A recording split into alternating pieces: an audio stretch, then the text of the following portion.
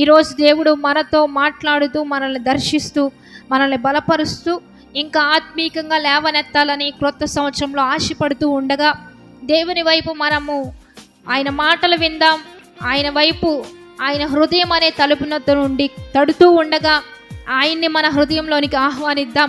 పరిశుద్ధ లేఖన గ్రంథంలోంచి యెహోషువ గ్రంథం 13వ అధ్యాయము 1వ వచనం చదువుకుందాం.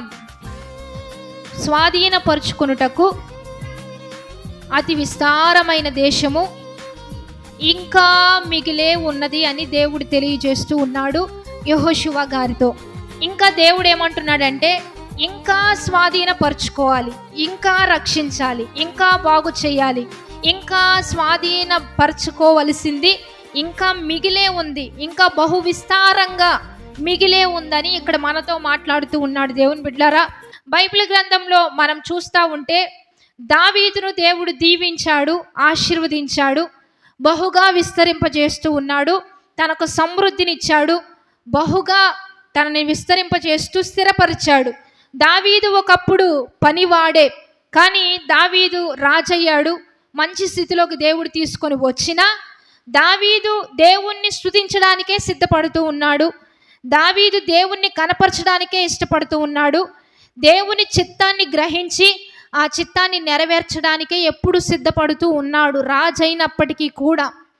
ఈరోజు చాలామంది ఒక మంచి స్థితిలోకి దేవుడు మనల్ని తీసుకొని వచ్చాడు అంటే అందుకు కారణం, గత జీవితంలో మనం చిన్నోళమే, చాలా స్వల్పమైన వారమే, మనం ఎందుకు పనికిరాని వారమే, భయంకరమైన పాపంలో ఉన్న మనల్ని దేవుడు పిలిచాడు, ఎంపిక చేశాడు, ఏర్పరచుకున్నాడు, లేవనెత్తాడు. మనము కూడా దేవుణ్ణి స్తుతించడానికి ఎప్పటికప్పుడు మంచిగా సిద్ధపడుతూ ఉండాలి. ఎందుకంటే ఇక్కడ దావీదు స్థిరపరచబడిన దేవుని రాజ్యాన్ని కట్టడానికి ఇంకా ఇంకా లేవనెత్తబడుతూ ఏ రీతిగా యుద్ధానికి ముందుకు వెళ్ళాడో తెలుసుకుందాం. అబ్రహాముకి దేవుడు ఒక వాగ్దానం చేశాడు. ఏంటంటే, నీకు ఒక దేశాన్ని ఇస్తా, నేను వాగ్దానం చేశాను, ఆ వాగ్దాన దేశాన్ని నేను నీకు ఇస్తా, కాబట్టి నీకు ఇచ్చిన వాగ్దానాన్ని నువ్వు గట్టిగా పట్టుకొని ముందుకు వెళ్ళాలన్నప్పుడు అబ్రహాము నడిచాడు. అబ్రహాము తర్వాత మోషే దేవుడు ఏర్పరచుకున్నాడు. అబ్రహాముకు చేసిన వాగ్దానాన్ని బట్టి దేవుడు మోషేని ఎంపిక చేసుకొని ఆ యొక్క బానిసత్వంలో నుంచి ఇశ్రాయేలుని దేవుడు విడిపించి వాగ్దానము చేసిన దేశానికి నడిపించాడు మోషే ద్వారా. అంటే ఒక వాగ్దానం దేవుడు చేసినప్పుడు ఒకరి తర్వాత ఒకరి ఎంత కాలానికైనా దేవుడు వాగ్దానాన్ని నెరవేరుస్తాడు. మోషే తర్వాత యెహోషువని దేవుడు ఏర్పరచుకున్నాడు. యెహోషువ గారి ద్వారా ఆ వాగ్దానాన్ని నెరవేర్చాడు.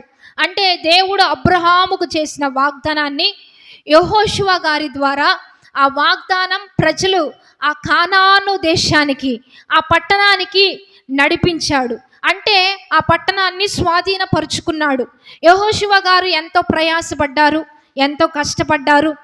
చివరికి ప్రయాసతో, భారంతో అనేక దేశాలు యుద్ధం చేసి వాటిని స్వాధీనపరుచుకొని పరిచి ఒక కాలానికి తను వృద్ధుడైపోయాడు. తన వయసు నిండిపోయిన తర్వాత కూడా దేవుడు అంటున్నాడు, ఇంకా స్వాధీనపరుచుకోవాల్సింది ఇంకా మిగిలే ఉంది, బహు విస్తారంగా ఉంది, కనుక యెహోషువ నీవు మౌనంగా ఉండొద్దు అనే మాట ఈరోజు దేవుడు మనతో కూడా మాట్లాడుతున్నాడు. ఎందుకంటే మనందరికీ తెలుసు, దేశం అంటే మట్టి కాదో, దేశం అంటే మనుషులో అని మనం చెప్తూ ఉంటాం.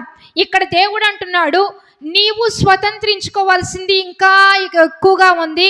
అది మట్టో లేకపోతే భూభాగమో కాదు, కానీ మనం స్వతంత్రించుకోవాల్సింది మనుషుల్ని. ఎందుకంటే దేవుణ్ణి ఎరగని వారు ఎంతోమంది ఉన్నారు, క్రీస్తుని తెలియని వారు, ఆయన ప్రేమను గురించి, రక్షణ గురించి, బ్యాప్టిజం గురించి, దేవుని కార్యాల గురించి తెలియని వారు ఇంకా చాలామంది ఉంటూనే ఉన్నారు. ఈరోజు దేవుని బిడ్డలారా, మనం ఏం చేయాలంటే వారందరినీ దేవుని యొద్దకు నడిపించాలా, వాళ్ళందరినీ మనం రక్షించవలసిన వాళ్ళు చాలామంది ఉన్నారు. కనుక మనం మౌనంగా ఉండొద్దు. ఈరోజు దేవుడు నీతో నాతో ఏమని చెప్తున్నాడంటే, రక్షించబడవలసిన వారు నీ కుటుంబంలో చాలామందే ఉన్నారు, నీ స్నేహితులు ఉన్నారు, నీ బంధువుల్లో చాలామందే ఉన్నారు, నీ కుటుంబంలో చాలామందే ఉన్నారు, నీ ఇరుగు పొరుగు వారు ఇంకా చాలా, నీ పాలెంలో, పట్టణంలో, గ్రామంలో, దేశంలో ఇంకా రక్షించబడవలసిన వారు చాలామందే ఉన్నారు. కాబట్టి మనం మౌనంగా ఉండక మనమేం చేయాలంటే చెయ్యగలిగినంత వారికి దేవుని గురించి చెప్పి వారిని దేవుని యొద్దకు నడిపించాల. ఎందుకంటే ఒక చేపలు పట్టే వ్యక్తి ఆ వల తీసుకొని ఒక దగ్గరే కూర్చుంటే చేపలన్నీ వచ్చి ఆ వలలో పడవు. ఆ వల తీసుకెళ్ళి అతడు వేటాడి ఆ వలను వేసినప్పుడు ఎక్కడ చేపలు పడతాయి, ఎక్కడికి వెళ్తే చేపలు పట్టగలం అని చెప్పి ఆ వ్యక్తి ఆ వలను ఉపయోగించి పలు ప్రాంతాలు వెళ్ళి ఆ వలను వాడుతున్నట్లయితే అప్పుడు చేపలు ఆ వలలో పడ్డట్లే ఈరోజు లోకంలో ఉన్న వ్యక్తులు